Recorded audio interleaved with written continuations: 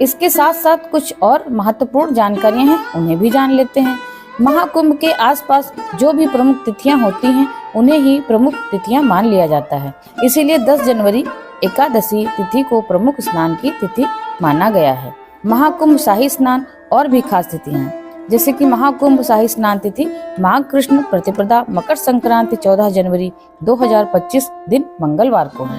महाकुंभ षष्ठ शाही स्नान द्वितीय प्रमुख शाही स्नान माघ मौनी अमावस्या 29 जनवरी 2025 दिन बुधवार को है। महाकुंभ के सप्तम तृतीय अंतिम शाही स्नान माघ शुक्ल पंचमी बसंत पंचमी 2 फरवरी 2025 दिन रविवार को है। दोस्तों, इस बार बसंत पंचमी का आरंभ 2 फरवरी को सुबह 9:15 से हो रहा है और यह 3 फरवरी को सुबह 7:01 तक रहेगी। ऐसे में उदया तिथि के अनुसार 3 फरवरी को बसंत पंचमी का शाही स्नान आखिरी स्नान होगा। तो दोस्तों, अब जानते हैं महाकुंभ में स्नान का महत्व।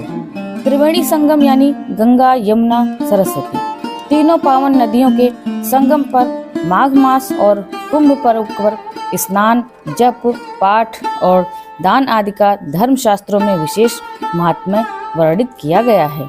विधि पूर्वक माघ स्नान से बढ़कर कोई पवित्र और पाप नाशक पर्व नहीं है।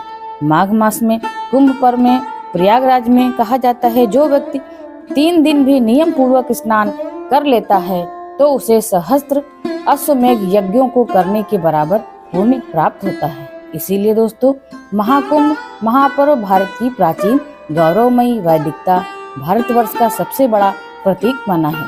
इसीलिए इस महापर्व के अवसर पर देश ही नहीं बल्कि विदेश तक से करोड़ों की संख्या में श्रद्धालु आते हैं।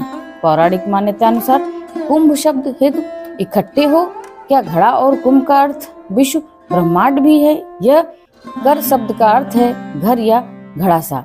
सांस्कृतिक महात्माओं एवं सामान्य श्रद्धालु जनों का समागम ही वही कुंभ महापर्व कहलाता है।